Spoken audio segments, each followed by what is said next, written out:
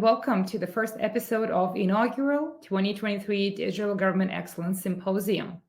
This is the only educational series for digital government service delivery leaders on the web.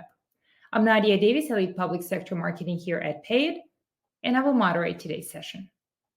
Throughout the course of the next 6 weeks, you will get to hear from many exceptional government leaders from the United States and Canada. They will share stories of working hard towards driving digital transformation within their agencies, facing challenges, overcoming those challenges successfully, and having best practices, tips, and tricks to share with the rest of you. It will be an exciting series with a lot of informational content for you and your agencies. So make sure you stay tuned throughout the entire series, which will last 6 weeks. With no further ado, let's jump into today's session. To tee up the discussion, let me take you back to January 2023. Back then, PayIt ran a nationwide survey in collaboration with the Center for Digital Government. The survey spanned across over 1,000 resident respondents and about 100 government agency respondents. And in this survey, we wanted to examine a few key questions as governments and residents seek to improve digital interactions. The results of the survey revealed top 3 trends in digital government service delivery for the year and identify the top priorities for 2023. In this session, we will review what those top trends were, how they transpired throughout the year, and whether there were any new developments, anything else that emerged throughout the rolling months that now governments will be focusing on in 2024. So in today's episode, you will hear from 3 amazing speakers: Kelly Davis-Fellner, CMO at PayIt, Katie Beth DeShepper, SVP of Client Solutions here at PayIt, and Jim Weaver, the State CIO for North Carolina. So let's get started and take a quick look at the top 2023 needle mover predictions presented by Kelly Davis-Fellner. Let's talk a little bit about the state of play. One of the most striking things that we found in our research is that agencies have very aggressive goals for channel shift. So while today, a small portion of folks have more than half of their payments online, about 29% today, 64% of the agencies we surveyed want to have half or even more of their payments happening online by next year, by 2024. So when we were doing the survey, we did actually kind of, probe into this a little bit with our government respondents. We asked them, so what's driving you to be, very keen to digitally transform payments? And we've kind of sorted these into things that where you think of as predominantly resident-facing benefits, predominantly agency benefits, and then the things that kind of are great for everybody. And, in the lead are a couple of resident-focused things. So extending more payment options, improving the experience for those residents. When we polled our resident pool, again, about 1,300 people, 649 of them said the last time I paid a government agency, I did it online. So that's pretty good. So, just about half of our respondents had done that. But when you kind of double click into that, it, the experience is pretty clunky. Like, these are pretty antiquated web interfaces with some sort of a payments module on them. Only just less than a quarter, just less than 25% had kind of what, we think of as that modern experience of this kind of wallet experience. I get receipts. I have a stored identity in here. I've got a password. I've got my transaction history and so on. Well, we also asked, our agency respondents to give themselves a grade on kind of how do they think they're doing service delivery. And, nearly 60% of them are dissatisfied and want to do it better and make that experience much easier. We've got kind of 3 big needle movers for digital government. We're going to do a spoiler first, and then we're going to dive into each of these. So we've got 3 of them. The first one is focusing on a resident-centric experience, and we're going to talk a little bit about what that means. The second one is really about thinking about the front end and the back end of these systems a little bit independently and realizing that you don't have to hold improvements to the front end back while you wait to modernize your entire back end where you've got lots of systems that need to talk to each other, et cetera. And then the last one is what it really takes to drive adoption, and how do you actually get those kind of channel shift objectives that folks are, really keen to have. So with that, we will dive in on number one, and that is the resident-centric experience. So three kind of, high level concepts, and we've got a few data points to share here as well. But first, let's just talk about these three things. So the first one is designing for ease of use and accessibility. Our second thought here is creating confidence and, offer choice, but not too much. Sometimes agencies want to create choice on the web to say, oh, well, I don't want users to have to use this one website. So like maybe I'll create two websites. And what we see from that is that it is very confusing. One of the questions in our resident survey was just, aside from, having very stringent security, which we know is absolute table stakes. So we wanted to set that aside because we knew that would always be number one. But besides that, what features are the most important to you when you're making a payment to a government entity? And, unsurprisingly, making it fast and easy to kind of complete that transaction was in the number one spot. But I think there's a couple of other ones in here that really struck me as interesting. That notion of a digital wallet with that sort of, stored account history and transactions and receipts and things like that, paying with a preferred method. And then also having your payments processed right away. Those all kind of led the pack here in features. This is kind of a little bit of a complicated chart. So we asked, what payment features do you offer today? So that's what's in this kind of darker pink shade. And then we asked, what do you expect to add or enhance over the next 1 or 2 years? And that's what's reflected in the kind of lighter pink with the totals of, the total percentage of agencies that's planning to deploy these things kind of there at the end. I circled here in green the two where kind of the percentage of agencies that were prioritizing something kind of matched to the level of interest among the residents we polled. But then take a look at this. There's, this kind of set of 5 things are places where agencies are not prioritizing stuff that residents are saying are a priority for them. So one of the things that jumps out to me, and this is a great kind of jumping off point for our next needle mover, is, these agencies are constrained. And as much as we're talking about this sort of resident facing experience and how do you modernize that, there's, oftentimes a lot of complexity on the back end. And so let's kind of use that as a jumping off point for this number 2 here, which is this concept of, you can actually, if you sort of decouple your front end from your back end, right? Knowing that those back end systems of record that's a lot more complex to update. Like, is it really possible? Can you actually really decouple these? I know we talk about this a lot, but we encounter skepticism when we talk about this. So let's break this one down. Sure. So maybe I'll start in the middle with prioritize open integrations. And that kind of speaks to both ones on the end here in that, a system of record is a big investment for an agency. And it's a big investment, not only financially, but also for the time of their staff. And those systems of record need upgrading as well. And that can also be costly. But I think what we run into is agencies being fearful that integrating with something on the front end is going to depend on them doing something more on the back end. And what we've experienced is that there are so many different ways that a front end system can talk to your back office system. And then maybe the other piece that kind of goes hand in hand with that is something being composable. And when we say being composable, I think what I think of the most is that, not everything requires major software development, right? And then knowing that things are going to change, right? We all experience legislative mandates that come down that we say, okay, we have to respond to this. And in order to respond, we have to make these changes for this specific use case. Yeah. And I think on this start small and scale, we've had lots of clients that start with maybe one use case where it's easy to kind of get that done and then realize, okay, is this extensible to other types of payments or things like that, and then kind of grow from there. Sometimes that can be a nice way to sort of prove things out, right? And this one's near and dear to my heart, of course.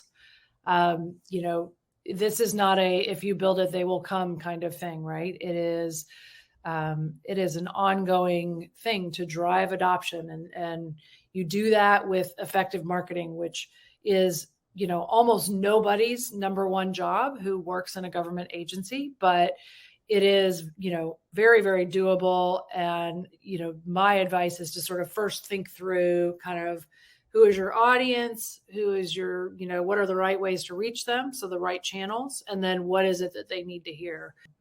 Okay, so let's review our 3 needle movers. Got to make that experience very resident centric. So it drives trust and confidence and is kind of designed to foster channel shift and engagement. The second one is remember that what's happening on the front end and the back end can be separated. And then finally, driving adoption with marketing campaigns and programs. And remember that if you build it, they will come, but you need to tell them about it, right? All right, this was the body of research that we presented early in the year. For those of you curious to know more, there's a full research report in the handout section on the right-hand side of your screen. It's called Adoption Index Report. You can download the whole thing and view other stats from that report.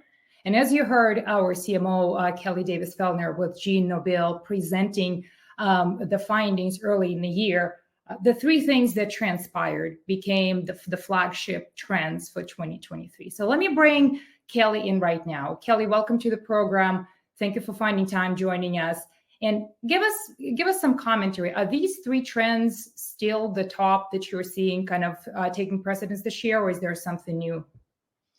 I think, there's definitely, those trends are here to stay. I think that is, we've talked a lot about modernization and government being a journey, right? And it takes a long time. And, the themes that support that, like, all of the technology transformation that has to happen and doing that in an agile way that delivers value quickly, that's not going anywhere.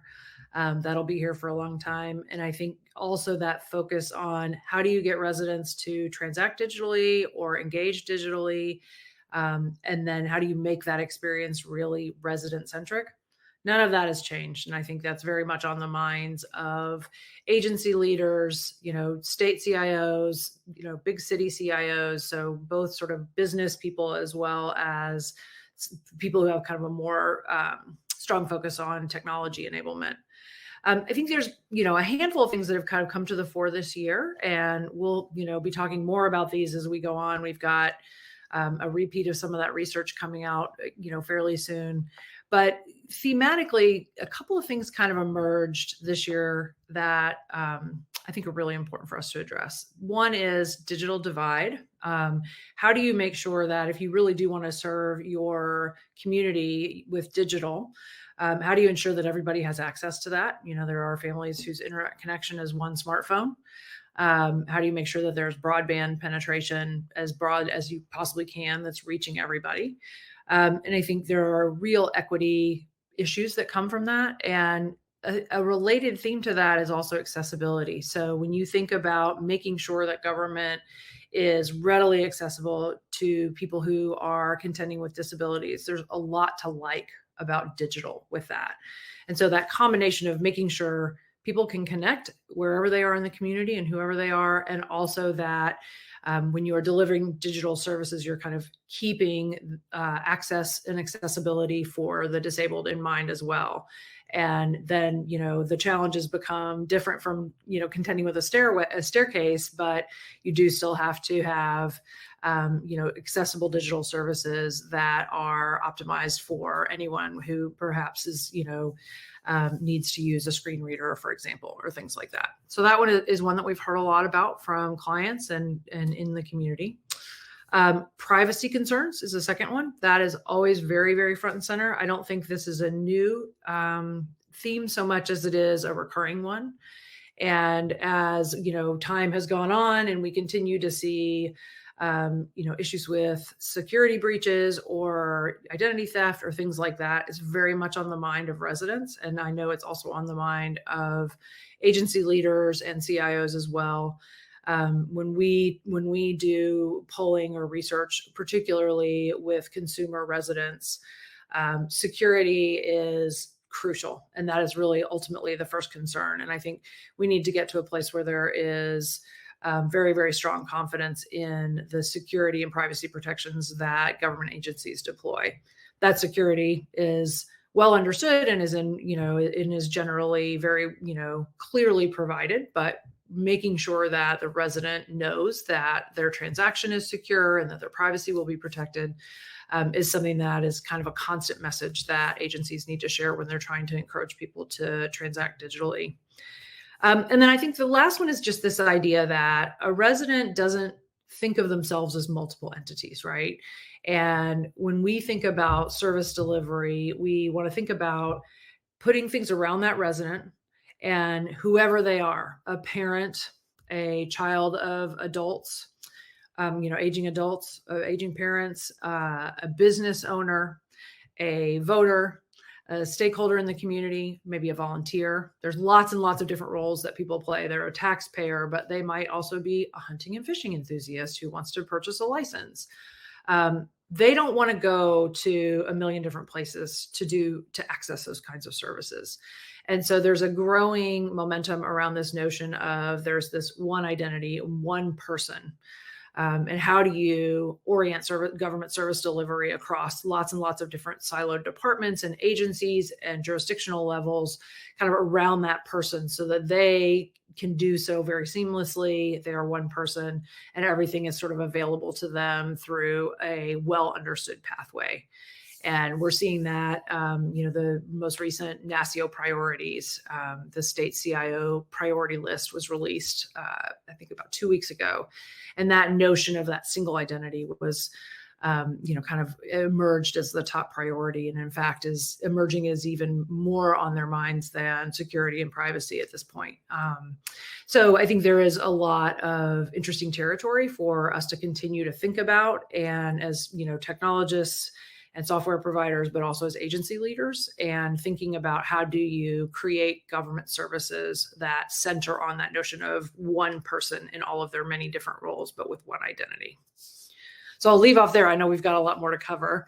And I think we've got an opportunity to look at another video, another Wayback Machine video from earlier in the year.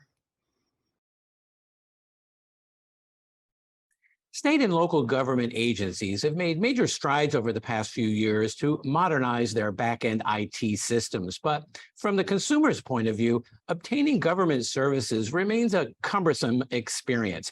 I'm Wyatt Cash with Scoop News Group, and here to talk about what some states are doing to reduce the friction are Jim Weaver, Secretary for Information Technology and State CIO for the state of North Carolina, and Katie Beth DeShepper, Vice President of Client Solutions and Product Management at PayIt Gov. Katie Beth and Jim, thank you so much for joining us. And Jim, let me start with you. What hurdles do you and I'd say state IT leaders like you face in trying to simplify how citizens interact with state agency services? I think the biggest hurdle we face at the moment is that we do not take a look at it from the perspective of the citizen, the resident of our state. COVID has driven us to the pandemic has driven us to a very much being online presence.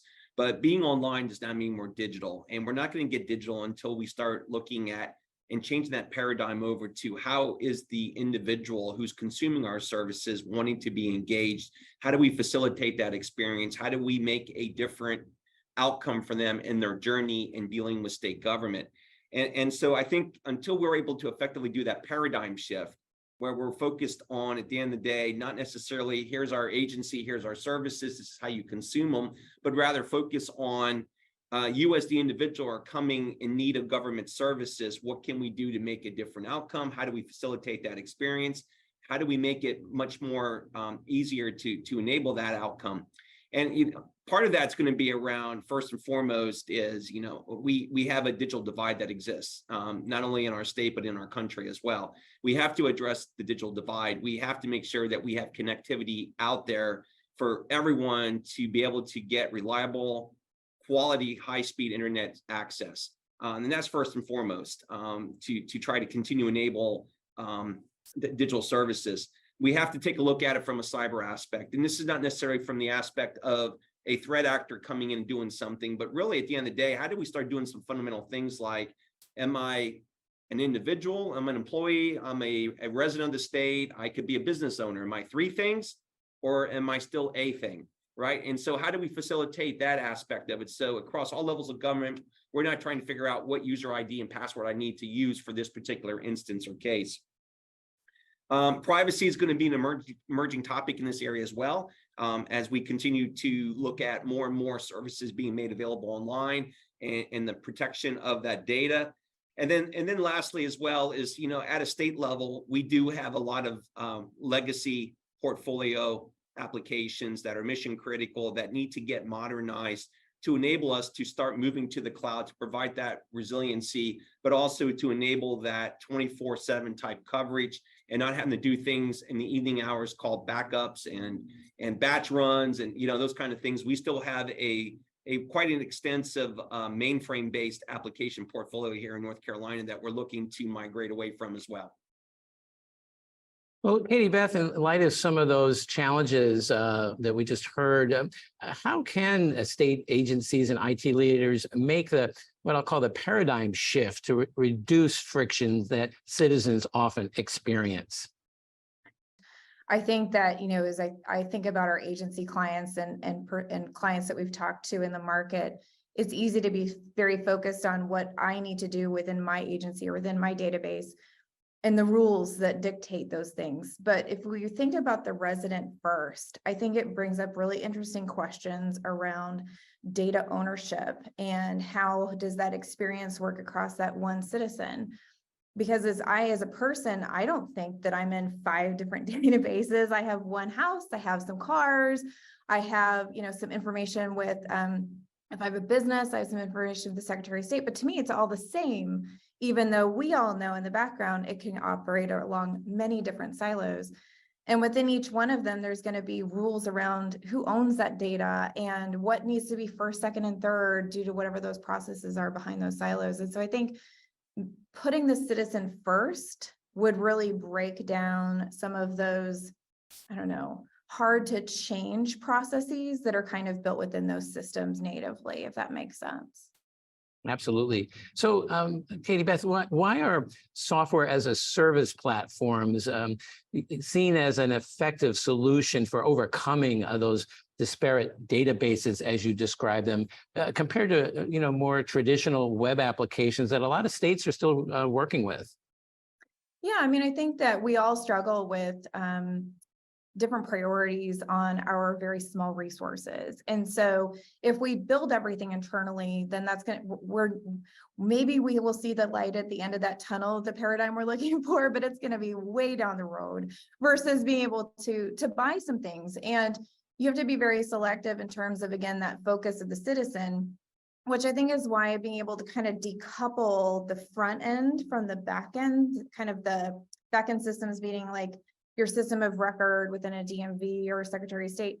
If the front end experience is separate, then you kind of can create a beautiful, I don't know, kind of like a swan on water. You can create that nice experience for citizens, and they don't need to know that in the background you might be modernizing silo A from silo B in terms of the system's record. They just see a beautiful experience.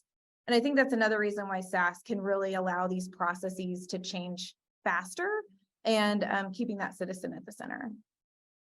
Well, Jim, I know you're taking on a number of innovative initiatives in North Carolina. Talk to us a little about where you're seeing some of these modern SaaS solutions really helping to improve the customer experience for government agencies that you support. Yeah, I think Katie Beth said a key word there, and that was agility. I think first and foremost, the pace of change that we're seeing across the technology landscape, every 6 to 12 months, there's new and emerging technologies that are out there. As a state workforce level, it's very difficult for us to continue to keep up with the pace of change. And especially right now, we're looking at the challenges of getting vacancies filled. As an example, we're currently sitting at a 14% vacancy rate in IT here in the state of North Carolina.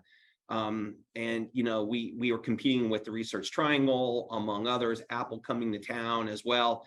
And so the likelihood of us being able to fill all those vacancies is probably the odds are not in our favor to do so. Let me put it that way. So I think the agility that we get through software as a service opportunities is great. The transition away from a traditional capital X or CapEx model to a more of an OpEx model, I think is the other benefit, as it will allow us to go ahead and not make long-term investments, but make those short-term investments at the time when we need to make those investments as well. And then, ultimately at the end of the day, it truly is, and state government, the color of money does matter. So depending upon funding sources as well, and how we're allowed to use those funding sources, we just can't use funding and in the big melting pot, if you will, and use them across the board. We have to be very purposeful at times, depending upon that originating funding source, of how those dollars get applied for audit trails and cost allocation, those types of things. So I think what happens here at the end of the day is really, we're really looking to start engaging more with our vendor community. I think they can bring a lot more innovative ideas. At the same time, they're doing these things already in the private sector as well, so we can build upon those lessons learned. And again, going back to, it's about achieving different outcomes for our residents of our state. Well, you certainly make a great point that it's not just the technology, but how you address some of these skill and talent shortages that are inevitably going to be a challenge for state and local agencies. And certainly these technologies seem to give you a leg up in that effort. I guess I'd like to close with just asking both of you, where do you see the most significant opportunity going forward for state and local government agencies to leverage SaaS solutions towards a more connected and digital government? And what recommendations would you offer leaders to also improve public service delivery at large? Katie Beth, maybe you could take that one first. Yeah, absolutely. I think, again, being able to go and with some agility is being able to really focus in on centralizing that citizen first with a separate front end from a back end experience. Because these back end systems can't live forever in their current state. They will have to be modernized, but that's disruptive. And you don't want a citizen to feel that disruption. I think the second piece of having that separation between front end and back end, that also allows the front end to have AOTA and ADA front and center. So thinking about all types and walks of life to be able to have access to online capability services. My daughter's in a wheelchair, so I think about how disabilities and how do I get her to do something online is so much easier than taking her to somewhere where I have to think about stairs. But if we think about online today, that is allowed for everybody. They have screen readers, et cetera. So making sure that we really keep that citizen at the center not only helps in terms of citizens not feeling any friction, but also being able to serve all types. Yeah, and similar to Katie Beth as well, I also have a stepdaughter who's special needs and disabled as well. And I've seen firsthand the challenges that my wife has gone through in working through services and the need to engage government. So I think at the end of the day here, it's really, and Katie Beth was talking about this a little bit, is putting yourself in the shoes of the customer, right? At the end of the day, a former state that I've been associated with, the number one use case was son and daughter returning home to take care of elderly parents, right? So if you think about somebody moving new into a state, and the first thing everybody thinks about is, I need to change my driver's license, my vehicle registration. You start thinking about school districts. You start thinking about, where am I going to live? My employer, what kind of childcare facilities are around there? What's the rating of those childcare facilities? What's the public transportation like in that area, if that's something of interest to you as well? So you think about all those things that come with you moving new into a state, and fundamentally, yet we have not even begun to address the real reason you're there, and that is, I need to take care of my elderly parents. What are the services that are available for them, and how do I streamline that process? So I think at the end of the day, it's really about, how do we start mapping the journey of our residents of our state as they engage with government services? You think about the Amazon experience as an example. My wife goes out and shops at Amazon. It's a totally different view for her than when I go out and shop at Amazon, because our interests are in different areas. Why I go versus when she goes. You think about the Domino Pizza experience, right? I can actually see where my pizza is visually depicted as it's going through the process. Why can't we at government bring those things together and give that kind of an experience to our users here, our residents of our states, at all levels of government, so they can actually know where a facilitated experience, but they can also visually see where things are in the process. And we're giving them that constant feedback of information to them as well. So that way I didn't interact with government and it's caught in a bureaucracy. I can actually see that things are progressing along. And so that's kind of what we really want to look at. Katie's correct. Decoupling the back end processes is a huge win. But we can do so much more to have that experience upfront for our residents, our citizens of our state. And then more importantly as well, based upon the data and what we're seeing from a usage pattern, we can also sit there and suggest other things that could be of interest to them as well. No different.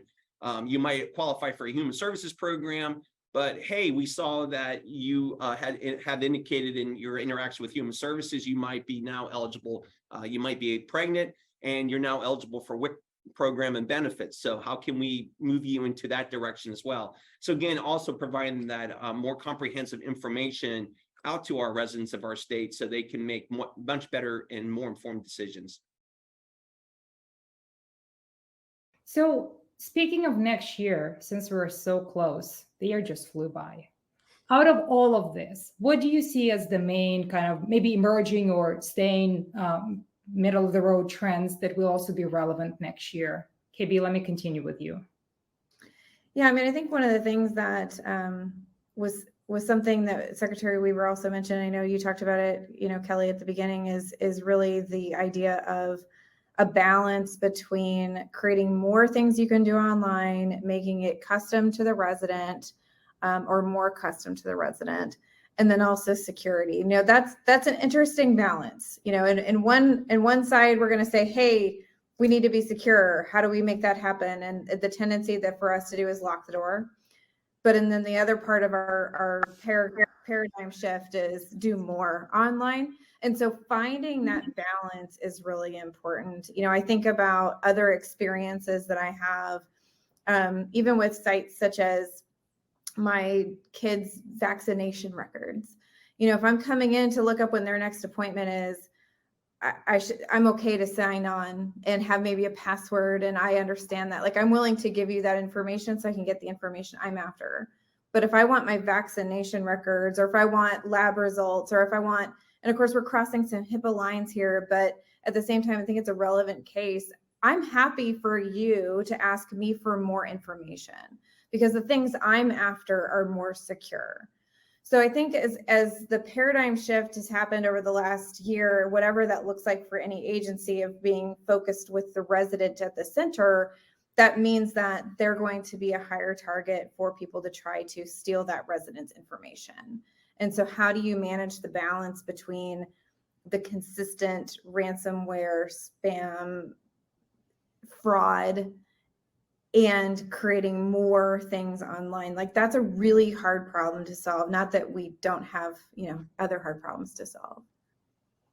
That's very true. That's very true. And as this idea that you were describing of self-service starts emerging, right? Jim, we were talking about the Amazon experience. Right. We all want to help ourselves first within the means that we have at our disposal, right? So the same experience would only make sense when it's rolled out by government agencies so that residents can do whatever it is that they need to do. However, it needs to be intuitive and it needs to be trustworthy. Again, bringing all of those trends together, intuitive as it is in Amazon, trustworthy as it is secure, with secure connection, everything. So my question to both of you, and maybe Kelly, I'll start with you first, would be how can technology industry work with government leaders and drive this kind of user experience? I think, it's always about starting with the end user sort of at the center of your, in the world of product, you think about it as your product design, right? But it's really very simple, right? You need to actually ask people what their experiences are like and how we could make them better. And that is something that is very, very well-traveled territory in a tech company such as PayIt or lots of other software companies, and is a real opportunity for there to be collaboration with government agencies who their very bread and butter is about listening to residents, right? They have a constituency and, they live and breathe that every day. And so the skills are very complementary, and that kind of creates an opening to work together to think about, okay, what really should a resident experience look like? Going back to Katie Beth's comment about, what are you willing to give to get? Like, I want to create one account and have lots and lots of value in that, but I also need to know that it's secure, and really understand from people what's on their mind, what are they worried about, what do they really want to see, and then kind of use that as your design foundation for, okay, this is my modernization roadmap. These are the things I need to tackle first, and then I can deprioritize these and tackle them later. When you put that resident at the center, that solves a lot of those kind of priority issues or questions in your mind. And I think it's, a good place for us to work together, government leaders as well as tech companies. KB, how about you? What would you comment on this one?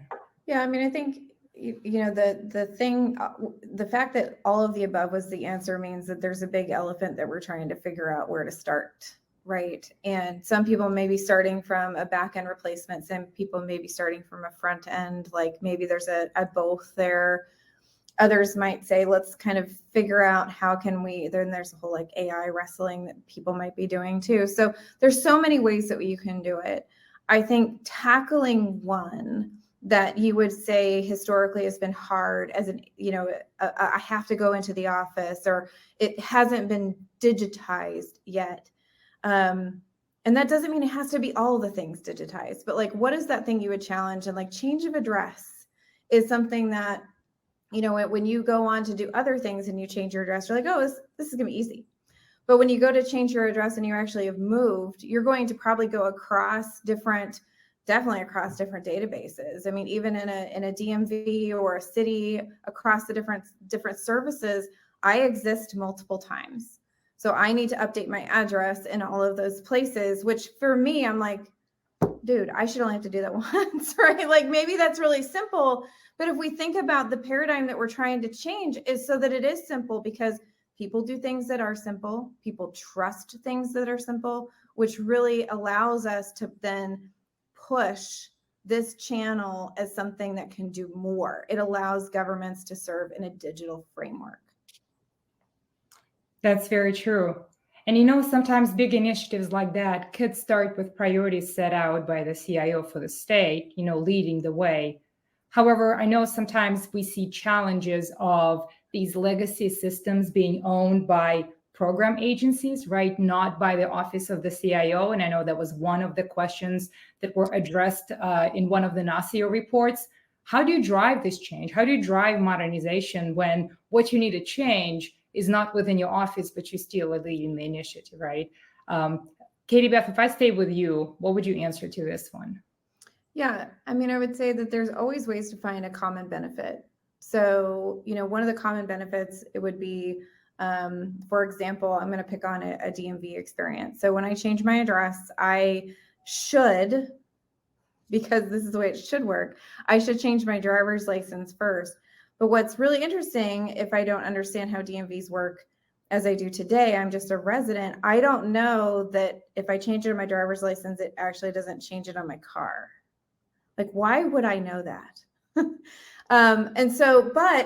One of the things that agencies have started to tackle is maybe those two systems want to become one in your modernization journey. So that means, how can you start collecting? How can you mutually find, okay, if we bring this service and we put it on a front end where the citizen tells us one time this address, how do we start putting it in both systems? Because we know that at some point they're going to be one system. There's ways to find that to be a mutual priority. And I think creating one activity, kind of one, we'd call it a user journey or a user flow, but if you create one thing that a resident has to do and build out what are the steps and what does it touch, then you can find mutual ways to make that shift happen and to keep the priority in alignment as much as possible. That's great. Kelly, would you have anything else to add to that? There is benefit for residents, agency crew, and kind of more executive level or state level tech priorities you actually can solve all three of those things with some of these projects. And so, there is this, concept of starting small, but still starting to see that benefit. I loved also Katie Beth's euphemism of the swan on water, right?